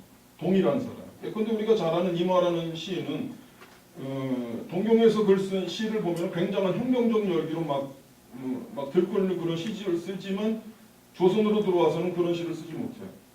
문역이 달라졌기 때문에. 그래서 그 문역의 이질성을 상상하는 존재들이 피식민자들이었다라고 하는 것. 그것이 지금까지도 사실은 우리의 그 언어 관습에 남아있죠. 그 다음에 두 번째는 이제 이거는 좀 제도적인 문제인데요. 조선은 이중 출판 시장이 있었던 곳이었습니다. 하나는 일본어 문헌들의 시장이 엄청난 시장이 있었고요. 진국의 중심으로. 그 다음에 국가 시스템을 중심으로. 식민지 시스템이죠. 그 일본어 시장, 일본어 출판 시장과 조선의 출판 시장 이 두 가지가 함께 경쟁하는 시장이었어요. 그런데 우리는 잘 의식하지 않죠. 그런데 식민지 조선인들이 대부분 일본 책을 읽었다는 것은 당연한 거예요. 그리고 그 귀퉁이에 조금 조선어 시장이 있는 거예요. 그러니까 이 거대한 일본의 그 출판 시장과 조선의 출판 시장이 경쟁하는 과정에서 조선의 출판사들은 어떤 것을 그 출판 자료를 가지고 주류적인 그 어떤 그 지배권을 가지고 있었던 일본의 출판 시장과 경쟁했을까. 예를 들면 놀랍게도 그런 경쟁의 초점이 되었던 출판 그 아이템이 어떤 거냐면 딱지본 소설 같은 거. 그런 거밖에 낼 수가 없었어요. 그 딱지본 소설을 우리가 좀 약간 웃기게 생각하지만 실제로는 그것이 조선의 출판 시장을 유지하도록 만들었었던 아주 슬픈 자화상 같은 것이죠. 그런 게 없었다면 조선의 출판 시장이 경쟁할 수가 없는 것이죠. 이런 문제들에 대한 고민이 있어야 된다는 거예요. 세 번째 제가 말씀드리고 싶은 것은 불온이라고 하는 용어 여러분 다 많이 쓰시는 말인데 이 불온이라는 말 되게 선생님 고전적인 용어였습니다. 불온 용어 되게 고전적인 용어고 제가 찾아보니까 두보의 시에 첫 용례가 나오더라고요. 칙족이라고 하는 그런 시에 첫 용례가 나오는데 이 불온이라고 하는 용어가 실제로는 뭐 고전사회에 여러 가지 의미로 사용됐지만 제국시대에 오면서 국가주의적 용어로 완전히 바뀌고 지금까지도 그런 의미로서 활용되고 있죠.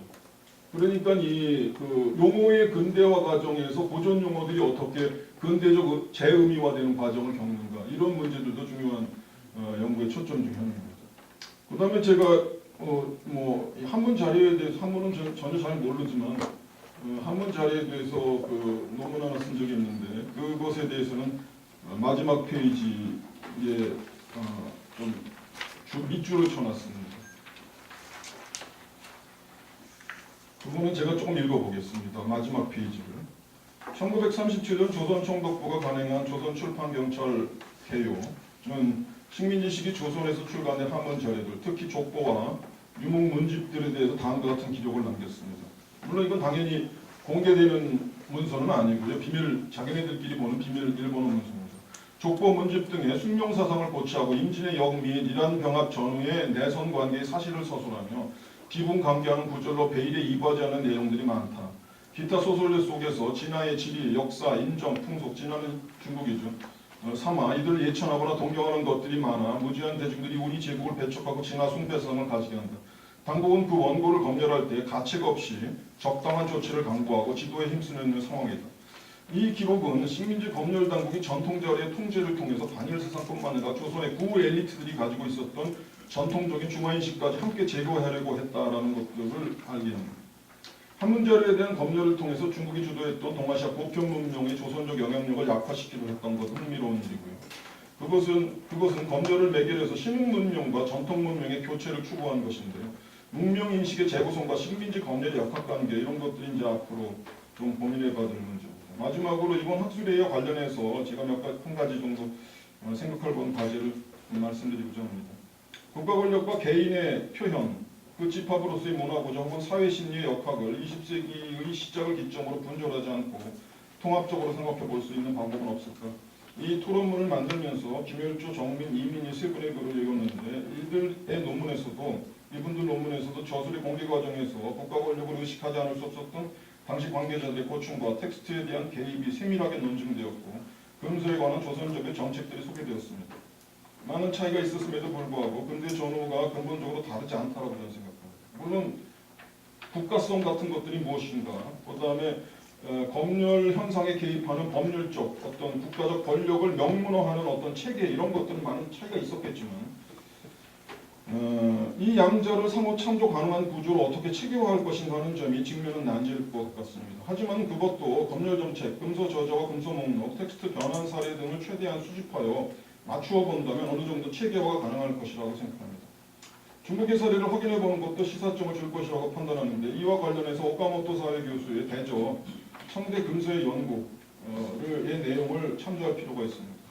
4부로 구성되어 있는데 1부는 청대 문자학과 권륜금서, 2부는 권륜금서의 작품 내용, 3부는 금서의 저자들, 4부는 청대 사회와 권륜금서, 그리고 권말 부록의 금서 저자, 금서명 이런 것들을 아주 상세하게 기록했습니다. 이 책을 한번 여러분 참조하시면 전통의 학술 생태계와 20세기의 학술 문화 생태계가 어떤 맥락에서 다르고 혹은 계승되고 같고 어떤 맥락에서 이거를 전체적으로 종합적으로 거시적 체계화할 수 있을까 이런 상상력들이 좀 생기지 않을까 생각합니다. 고맙습니다. 네, 고맙습니다. 우리 새로운 발표를 들은 기분입니다. 유정민 선생님 특별히 이 답변하실 내용이 따로 없을 것 같은데 질문과 관련해서는 그러나 그냥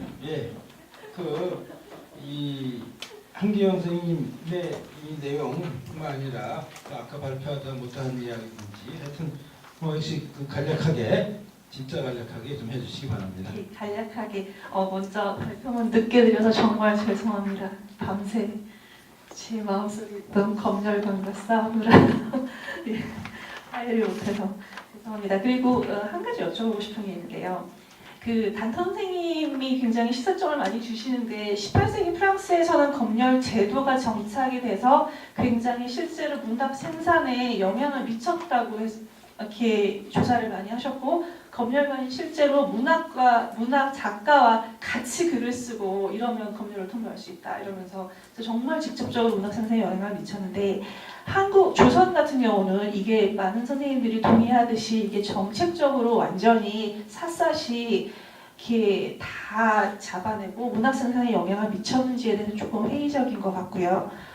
선생님께서 말씀하셨듯이 그것이 근대와 식민지 시대로 같이 넘어가면서 복잡하게 그러나 좀 더 법제화돼서 검열이 시행이 되었던 것 같습니다. 근데 그런데 그 전근대 근대를 벗어나는 이분법은 거긴 정말 저도 동의하는데 18세기에서 20세기를 통으로 검열이라는 틀을 통해서 연구를 어떻게 하면 될까요? 이 답변을 하려고 그랬더니 질문을 하시네요. 선생님이 앞으로 찾으셔야죠. 이 프랑스 18세기 그러면 그때는 아마 프랑스 혁명 이전이죠. 이 절대 왕정 아래에서의 그런 경들이니까 뭐 하다못해 보면 그 세르반테스가 돈키호테 쓰면서 앞에 그 서문 쓰고 뭐 하면 사실 그것도 보면 일종의 그 검열 이런 걸 염두에 두면서 여러 가지 변명들을 하는 것들을 볼 수가 있는 거죠. 제가 첨언한 건 오늘 검열의 문제가 되게 강력화된 방식으로 논의되다고 느끼는데 그거는 뭐 어쩔 수가 없을 것 같습니다. 왜냐하면 중세사회의 법률적인 어떤 규정성 이런 것들이 명문화되지 않았던 것이 일반적일 거. 선생님 말씀대로 들어보면 일반적이어서 그런 현상인데 진짜로 그런지도 한번 찾아봐야 될 것 같고요. 그러니까는 이 표현에 문자 표현에 개입하는 국가의 힘들이 과연 그렇게 말하자면 관습적인 방식이나 일시적인 방식이나 우연적인 방식이나 이런 방식으로만 이루어졌을까? 한번 좀 확인해 봐야 될 문제가 있고요. 만약에 그렇게 되었다고 한다면은 그렇게 그냥 어떤 규정 없이 이루어지는 그런 상황이었다고 한다면은 20세기의 상황과 그 이전의 상황은 많이 다른 건데요. 근본적으로 다른 건데 진짜로 그런 건지를 한번 좀 따져봐야 될 것 같고요. 그리고 이제 20세기의 문제를 고려하면서 검열 문제를 바라본다면은 결과적으로는 이 국가의 작용력 이것이 1차적으로 가장 중요한 것이기 때문에 너무 이렇게 검열 문제를 너무 이렇게 크게 넓히면은 그게 좀 공부하기가 좀 힘들어지는 그런 경향이 좀 있지 않을까 이런 좀 우려가 있습니다. 예, 이상으로 이 고정질이 다 끝났는데 시간 벌써 다 됐습니다. 이제 한 10분 정도 여유 남았는데 이제 자유토론으로 들어가서요. 그 자정에 계신 분들 이 순서 상관없이 자유롭게 질의해 주시기 바랍니다. 예. 그냥 목소리로 하면 될 것 같습니다. 다 들릴 것 같습니다. 한경 선생님께서 마지막에 말씀을 세게 하셔서 저도 궁금한데요.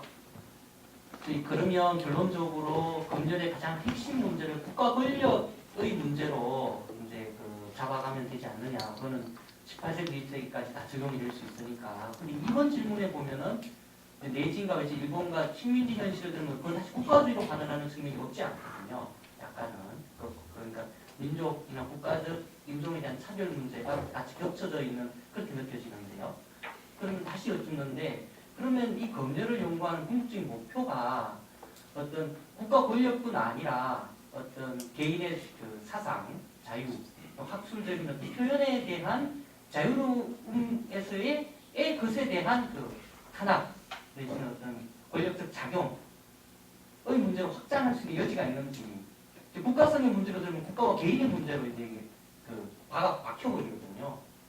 그건 이제 범주 문제가 발생을 하는데요. 그래서 그 부분에 대해서 조금 더 예리하게 좀 갈라야 되지 않는가 하는 생각이 드는데 의견을 좀 듣고 싶습니다. 토론대회 우리 한기영 선생님이 아주 뭔가 아이디어를 주는 얘기들을 많이 말씀하셔서 그런 것 같습니다. 예, 말씀 주시죠. 그거는 그런 건 아니고요. 검열이라고 하는 건 우리는 그냥 검열에 대한 굉장히 부정적인 인식을 갖고 있는데 그건 한국 사회가 겪었던 경험이 너무 강렬해서 그랬을 것이고요. 본질적으로는 검열이라는 것은 국가의 성립과 그 생존 과정에서 필연적으로 존재하는 이를테면 권력의 부심화를 통해서 질서의 유지라고 하는 목적과 기본적으로 연관되어 있죠. 그래서 예를 들면 지금도 사실은 검열이 있어요. 많은 부분에 인터넷 검열 같은 거 많이 있고 그래서 그런 질서와 사회의 어떤 풍기를 유지하는 그런 이제 측면의 그 본질적인 성격을 갖고 있는데 예컨대 이제 식민지 권력 같은 경우에는 그런 기본적인 성격을 지속적으로 확대해서 그런 국가의 어떤 자의적인 어떤 그 자기의 욕망의 팽창 이런 것들을 최대한 극단적으로 확장시키는데 그 확장이 적용되는 대상이 내지가 아니라 외지라는 것이 문제점이며, 근데 이제 한국 같은 경우에는 그런 국가주의적인 자기평창의 핵심적인 어떤 적용장으로서 검열 문제가 처음 들어왔기 때문에 일본하고는 아주 다르고, 예컨대 조금 더 자세하게 말하면 1907년과 9년에 검열법이 처음으로 한국에 나왔는데 그게 신문집법과 출판법인데요. 이 신문집법과 출판법의 법률적 기초는 메이지 20년경에 1890년경에 일본 법률에 근거한 거예요. 그러니까 일본 법률은 이미 그런 법률을 쓰지 않아요. 완전히 달라진, 훨씬 더 진전된, 어떻게 보면 진보된 법률을 활용하는데, 식민지에는 20년 전에 초기에 일본 법률을 적용하고 그 적용된 것을 1945년까지 한 번도 바꾸지 않고 계속 갔어요. 그러니까 1945년까지 적용된 한국의 검열법은 메이지 20년경의 법률이 그대로 한 거예요. 일본은 그동안에도 엄청나게 바뀌었고, 이런 문제들의 문제가 중충적으로 있는 것이고, 그것이 한국 역사의 특수성인 측면이죠. 예. 이 국가 문제는 그냥 단순히 국가 권력만의 문제는 아닌 것 같습니다. 그 국가를 유지하게 한 사회가 어떤 사회냐.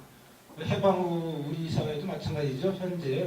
현재 사회도 보면 대통령을 선거를 뽑는다든가 뭐 하면서도 어쨌든 그렇게 해서 유지해가는 그 사회가 어떤 사회인가. 또 그걸 용인하는 사람들이 또 어떤 사람들인가. 뭐 이런 문제인 것 같습니다. 오늘 뭐 이 사실 우리 스스로도 지금 나도 여기서 말하는 게 보면 사실 모든 게 자유롭지 않지 않습니까? 우리 이 보안법이 살아있는데 방공법에 위반되는 이런 말 하다가는 큰일 나죠. 보면 아직도 우리 사회가 그런 게 있는데, 그럼 이런 국가를 유지하고 만드는 게 뭐냐? 이런 측면에서 뭐 단순히 눈에 보이는 뭐 누구 대통령 바꾸기라든가 정권 무너뜨리기 이런 차원만은 아닌 것 같습니다. 그런 점에서 보면은 예전에 이 조선 시대의 그 왕들만의 어떤 특별한 뭐 그 호에 따라서 정한 어떤, 사실 왕이 내리는 모든 명령이 법이잖아요. 전근대 사회에서는. 뭐 그러나 그것이 어떻게 바뀌고 뭐하고 하는 그런 것도 있겠고, 뭐 여러 가지 참 재밌는 주제는 많이 있을 것 같습니다. 예, 또 다른 질문. 예.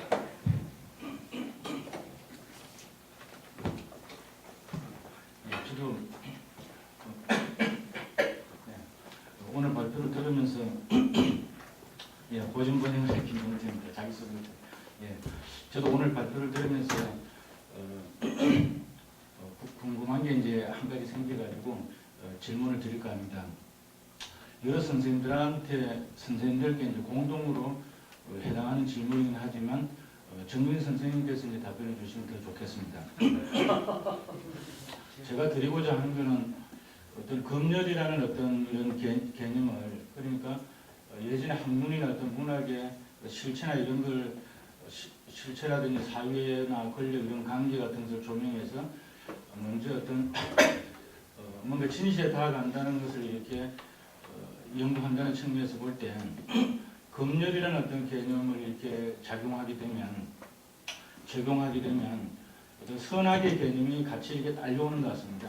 그러니까 검열하는 사람하고 피검열자라는 이런 어떤 개념이 성립하게 되면 피검열자는 뭔가 당한다는 이런 입장에 놓이게 되는데, 우리 문학이라든지 역사라는 것이 단순히 예전을 말하는 것이 아니고 지금의 어떤 있었던 문제를 예전의 어떤 소재를 가지고 이렇게 어떤 의미하고 말하는 어떤 그런 맥락에서 봐도 실제로 어떤 검열을 어떤 당하는 어떤 측면도 분명히 있지만, 어떤 아부를 한다 할까? 그러니까 이제 왕이라든지 이런 사람이라든지 권력자에 대해서, 뭐 권력자는 큰 권력자, 작은 권력자 다양하게 있을 수 있는데, 그런 데 대해서 어떤 아부를 한다 할까? 또 문식을 한다 할까? 또 여러 가지 사교나 이런 거를 목적으로, 또 어떤 경제적인 이득을 목적으로 매물을 한다 할까? 이런 광범위한 어떤 검열간 어떤 다른 어떤 개념이 이렇게 발생되게 됩니다. 그러니까 그 쌍방간의 어떤 공범관계가 이제 약간 법률화할까 사회적인 개념으로 보면 공범관계라는 것이 이제 형성될 수 있습니다. 그러니까 조선조 때 그 실체는 여러 가지 자기 문중이라든지 개인적인 영달 이런 거를 꾸린 것이 그 사람의 어떤 실체인데, 문집이라든지 또 다양한 어떤 거를 가지고 가상적인 어떤 이미지를 이렇게 만든다든지 이렇게 해서 후대까지 다시 어떤 존중받는 그런 걸로 이렇게 하는 어떤 측면, 특히 왕주라든지 이런 것이 이제 대표적이고 중요한 강론이 존재의 대표적일 텐데, 그러면 그런 것을 우리가 검열이라는 잣대만을 이렇게 보게 되면은 굉장히 어떤 실체하고 멀어지는 그 위험성에 빠질 소지가 있습니다. 이런 이제 큰 원론 속에서 제가 이제 의문을 가진 원론 속에서 그 다산의 것도 이렇게 보면 특히 문집에 많이 빠졌던 어떤 불교문자 그거는 우리가 이제 추정할 수 있을 텐데 여러 측면에서 근데 다산으로 이렇게 좀 대입될 수 있는 조선시대 때의 많은 어떤 사료부 집단 그러니까 다산이 실제로 강진에서는 외로움이라든지 또 생활적인 어떤 측면에서 성리라든지 주변 어떤 민간인들하고 이렇게 접촉하는 과정에서 어떤 이득을 누리고 그러면서 또 자신의 어떤 명예를 할까 그리고 얻는 이득이라는 것 극단적인 것은 이제 생존이라는 측면도 갈 수 있지만 또 좋은 측면은 명예 이런 걸 위해서 또 문제에서 빠지는 이런 측면이 있기 때문에 이것을 단순히 검열이라는 측면으로 하고 또 거기서 약간 더 나가서 자유검열 이런 어떤 개념으로만 어떤 본다기보다는 어떤 공범 뭔가 적극적인 아부라든지 문식 어떤 이득을 추구하는 어떤 그 매문 어떤 이런 측면을 같이 어떤 개념을 적용해서 보는 더 실체를 구명하는 데서 좀 좋지 않을까 이런 어떤 좀 뭔가 이렇게 의문이 듭니다. 알겠습니다. 얘기에 대해서 한 말씀 부탁드립니다. 저희가 지금 문제 정당하다고 생각하고요. 다산이 사실 불교 문자 이렇게 자꾸 배제하는 것은 자기 해외에 약간 불이익이 있을 것 같은 생각이 있으니까 그걸 차단하는 거거든요.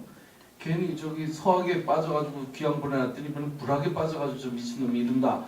이런 소리 들으면 자기한테 이제 해외에 불이익이 갈 것 같으니까 그래서 그런 부분이 있으니까 이런 것이 이제 자발적인 어떤 필터링을 한 것이 이거를 이제 검열이라는 잣대만 가지고 들이대서는 되겠네. 지금 그 말씀인데 정당하다고 생각이 돼요. 그런 점도 있습니다. 그런 점도 확실히 있고 다산의 경우에도 참 그런 예민한 문제는 일단 좀 비껴나가고 싶었고 문제화되는 것을 점화되는 것을 원천적으로 차단하기 위한 것인데 근데 큰 범죄 놓고 보면 이제 그 자체가 하나의 검열인 거죠. 검열의 기제가 작동하고 있는 것인데 지금 말씀하신 그런 요소가 있다는 것은 그건 선생님 연암도 비슷하지 않나요? 한번 말씀하십시오.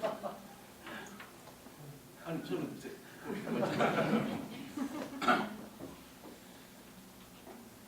글쎄요, 누가 이제 개작을 하고 그거에 따라서 그게 과연 그 나쁜 의미로서의 검열인지 또 좋은 의미로서의 교정인지 연암 스스로 무슨 어떤 이득을 위해서 또 자기 집안의 어떤 영화를 위해서 한 것 같지는 않습니다. 그러나 이제 그 자제들이나 그 손자의 경우도 이제 물론 잘못된 걸 결정적으로 교정도 하지만 그 개작을 하는 거는 아무래도 자기 집안에 닥치는 여러 가지 그런 문제를 정윤수의 말씀대로 공연히 그 사단을 불러일으키고 불길이 점화되는 것을 사전에 차단하려고 하는 그런 게 있었다.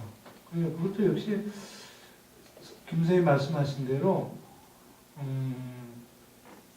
검열이라는 자체 안에 여러 가지 스펙트럼이 있어서 그것이 뭐 명예를 위하든 어떤 경제적 이득을 위하든 정치적 어떤 목적을 위하든 그런 것들이 포괄적으로 이루어지는 것이 검열의 형태다.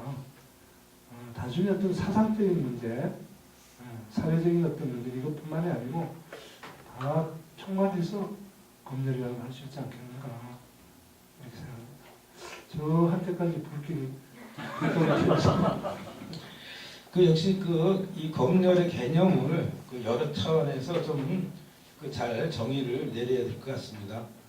이 모든 걸 검열이라는 각도에서 보면 참 검열이 아닌 게 없는 것처럼 사실은 나를 나와 다른 사람과 구별하는 것, 또 구별하게 행동을 하면서 나의 개성을 내세우려고 하는 것. 이것도 보면 따지고 보면 자기 검열의 셈인데 이런 식으로 나가다 보면 한이 없어서 그러나 또 한이 없다기보다 문제를 극단적으로 끌고 나갈 때는 그 모든 걸 다 검열의 각도에서 보고 그 중에서 우리가 학문적으로 논의를 할 때 어느 층위의 것이 더 유의미하겠다 이런 것들을 좀 한정을 좀 해야 되지 않는가 싶습니다. 다 하다 보면은 물론 할 거는 많이 늘어나서 좋긴 하겠습니다만 그 논문마다의 논지가 흐려지게 되지 않을까 뭐 이런 생각이 좀 듭니다. 자 이제 뭐 시간이 다 됐습니다. 진짜 여기 앉아 있다가 보면 이렇게 발표자도 중간에 나가시기도 하고 뭐 이런 거 보니까 드디어 끝날 때도 된 것 같습니다. 사실 이 자리가 뭐 여기서 뭐 마친다고 끝나는 게 아니라 뭐 일단 뭐 어디 저녁 어디인가 가서 거기 가서 이어서 더 얘기를 할 수도 있겠고 또 보면 여기 발표자 토론자 선생님들 이렇게 내려가시는 길에 그 옆에 붙어서 다시 한번 질문하셔도 되지 않을까 싶습니다. 그래서 일단 이 이야기는 다음으로 미루고 오늘 그 토론을 여기서 마칠까 합니다. 발표해 주신 여러 선생님, 토론해 주신 여러 선생님, 이 긴 시간 들어주신 여러분들 감사합니다.